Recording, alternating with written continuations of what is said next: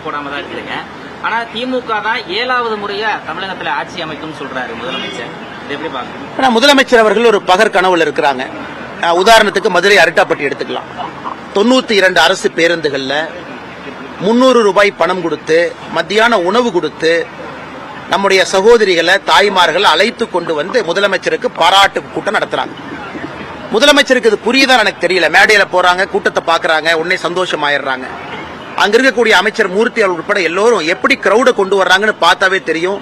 திராவிட முன்னேற்ற கழகம் எந்த காரணத்திற்கும் திமுகவினுடைய ஆட்சி வருவதற்கு வாய்ப்பில்லை. உதாரணத்திற்கு அந்த பாராட்டு விழா உதாரணமா சொல்றேன். 92 அரசு பேருந்துல மக்களை அழைத்து வந்தா பாராட்டு விழா நடத்துவீங்க? மக்கள் தானாக அவர்களா வந்து திரண்டு உட்கார வேண்டாமா? 300 ரூபாய் பணம் கொடுத்து மத்தியான சாப்பாடு, இதுதான் பாராட்டு விழாவா? நாளை அமைச்சர் கிஷன் ரெட்டி அவர்கள் நடக்கக்கூடிய பாராட்டு விழாவை பாருங்க. கிராம மக்கள் அவர்களாக வந்து அந்த பாராட்டு விழாவை ஏற்பாடு செஞ்சிருக்கிறாங்க. இரண்டாவது, முதலமைச்சர் அவர்களை பொறுத்தவரை ஒரு காலத்துல ரோட் ஷோ எல்லாம் கூடாதும்பாங்க. பிரதமர் அவர்கள் சும்மா டிராமா பண்றாங்க, எதுக்கு ரோட் ஷோ? இன்னைக்கு முதலமைச்சர் அவர்கள் ஊர்ல மக்கள் உட்கார வச்சு நான் அந்த ரோட் ஷோல போய் தான் என்னுடைய ஆட்சிக்கு வந்து மக்கள் ஆதரவு கொடுக்கின்றார்கள் என்று சொல்லுகின்ற நிலைமைக்கு தள்ளப்பட்டிருக்கிறாங்க.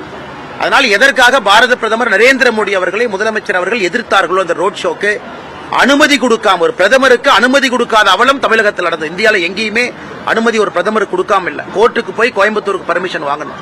இன்னைக்கு அதே முதலமைச்சர் கூட்டத்தை நிறுத்தி வச்சுட்டு இந்த பக்கம் அந்த பக்கம் கை கொடுத்துட்டு போறாரு. கேட்டா மக்கள் அவர்களாகவே தானாக வந்து என்னை பார்க்கிறாங்க, இந்த ஆட்சி அவ்வளவு அருமையா இருக்கு, 2026 ஆட்சிக்கு வரப்போறோம்.